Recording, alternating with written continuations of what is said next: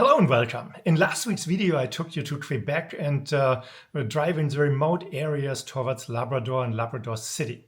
And the first thing I'm aware of is there's no gas station for the next 210 kilometers. And I talked about gasoline, gas stations and that situation. And I recorded in detail my entire gasoline consumption of the truck and how often and what I had to do in regards to refueling.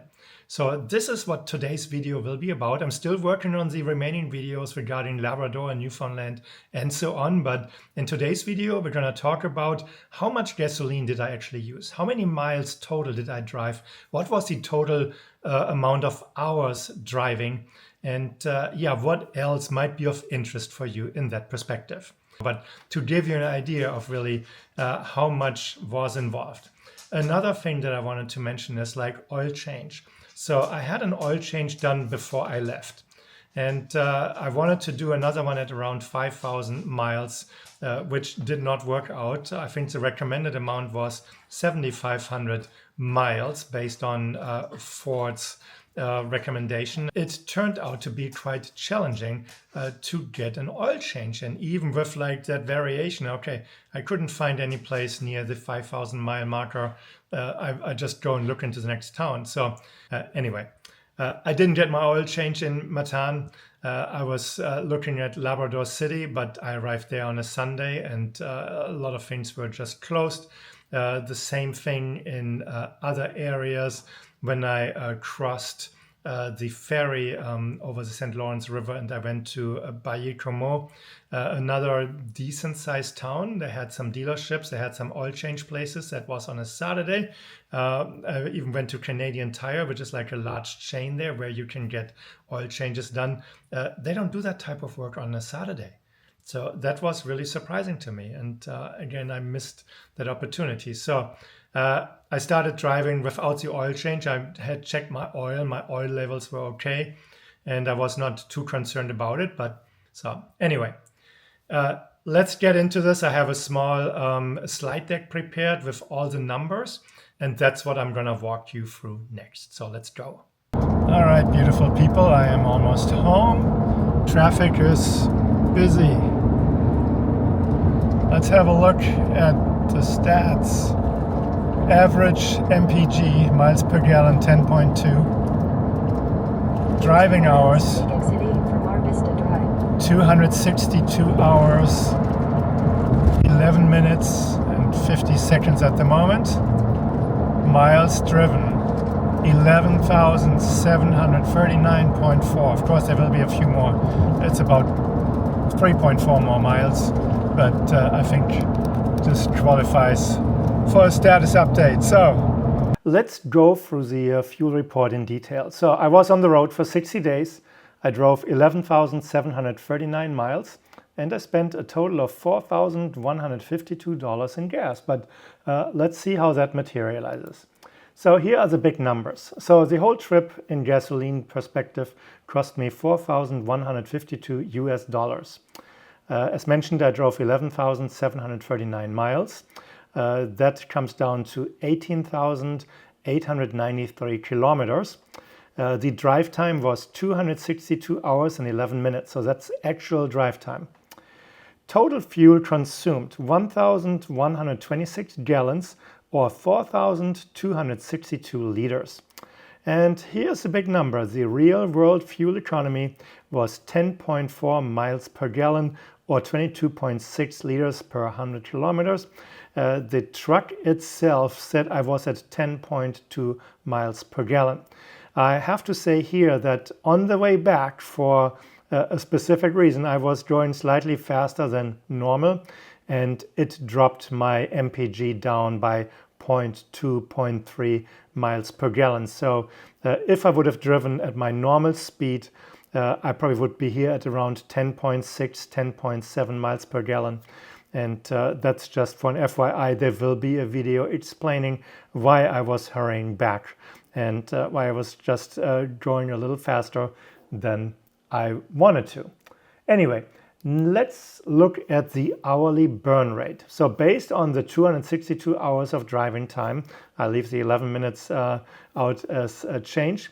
Per hour of driving, it pretty much cost me $15.84.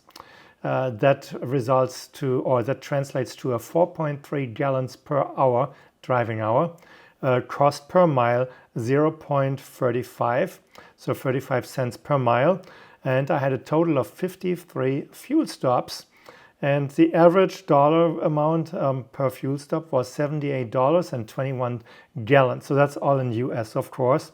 And yeah, with the $15.84 per hour of driving, that's like throwing out a $5 bill out the window every 20 minutes of driving. And you do this, well, you look at 262 hours of driving.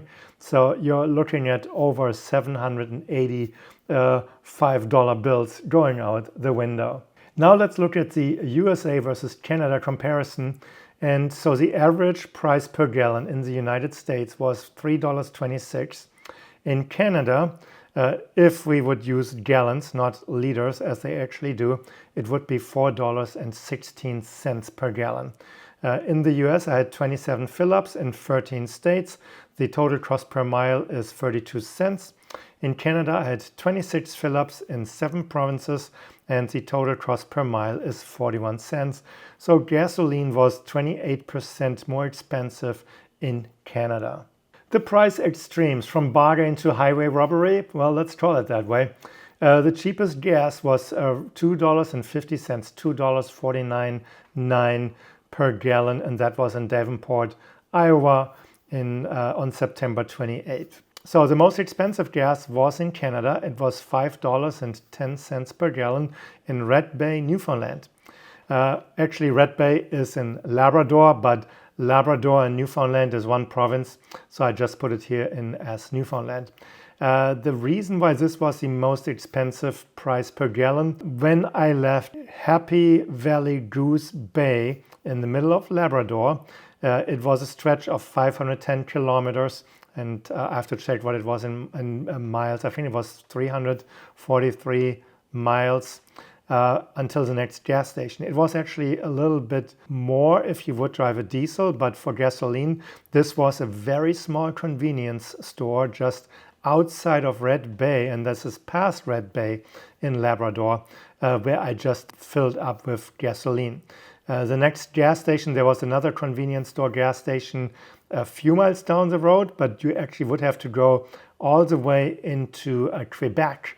And that's where you find the first diesel gas pump, which I use for my diesel heater, and a larger gasoline pump. So, but that's why it was so expensive. Tiny convenience store just outside of Red Bay with the highest price. And well, if you look at it, it's like over double the price compared to Davenport, Iowa.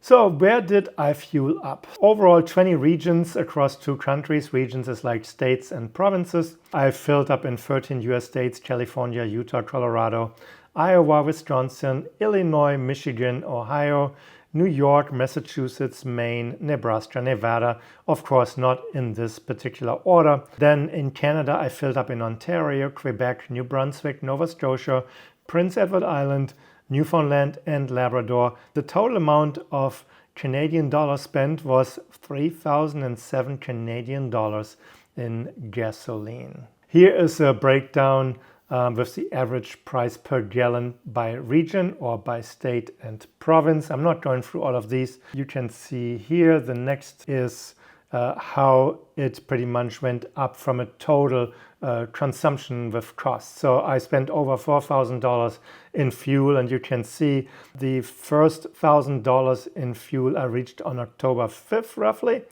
and then the second $1,000 at $2,000 was October 18. So the first 28 days I got up to $2,000, and then from October 18 that's when it really climbed up there. Yeah, you feel it when you go and look at the numbers. The what-if scenario, if you drive a more fuel-efficient 30 miles per gallon car instead, my F-350 with the 10.4 miles per gallon, I used 1,126 gallons. With a sedan, that would have been, barely, I want to say, 1/3 of it, so 391. A little under, but the cost difference would be significant. So if you want to do the same trip, yes, you can save a lot of money on gasoline, but you will spend a lot more money on lodging and cooking/eating out. So just let's put that in there. Let's look at some fun facts. The quirky stats from 60 days on the road. The firstiest day, 64 gallons, was on October 26th. That was a long driving day. The longest without fuel was 6 days. And this was pretty much Prince Edward Island. Probably going into Prince Edward Island to be more specific, because I stayed with my friends Rob and Heidi on Prince Edward Island for quite a while. So I stayed there 5 days, 6 days. So that's what it should be. The largest single fill-up was 38 gallons in Labrador City, Newfoundland.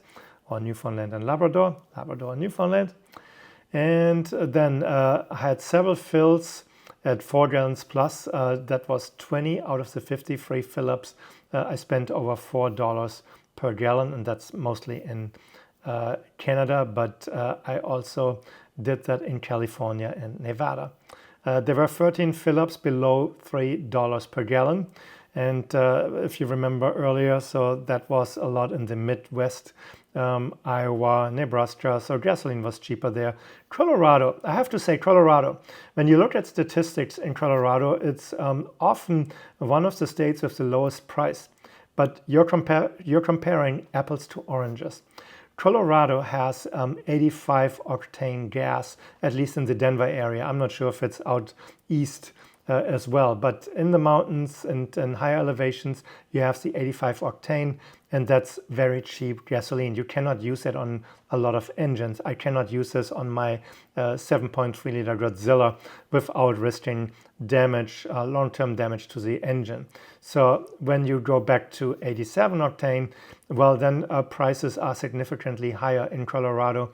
So when you see Gas Buddy or National Statistics in Colorado's down there and it uses regular gas, it's usually 85. The bottom line, again, $4,152 in total fuel cost, consumed 1,126 gallons and 11,739 miles driven.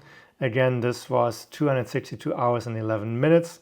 And I have to say, this was one unforgettable adventure. So there you have it. I spent over $4,100 in fuel cost for driving almost 12,000 miles. If I would have known how much that is in advance, I don't know if I would have gone. So no, I would have gone anyway, but I probably would have stretched it out more. I mean, I was hoping in general to stay out almost a month longer than I did in the end. And I will provide more detail about that in one of the upcoming videos. But it's a lot of money. So don't underestimate when you go on longer trips. It's like you go for a week or two and you complain about fuel cost.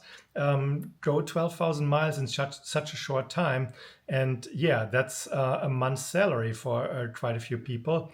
And that is not easy to be done. So I'm fortunate that I can afford it. I had planned for this. So I had my savings and everything ready as well.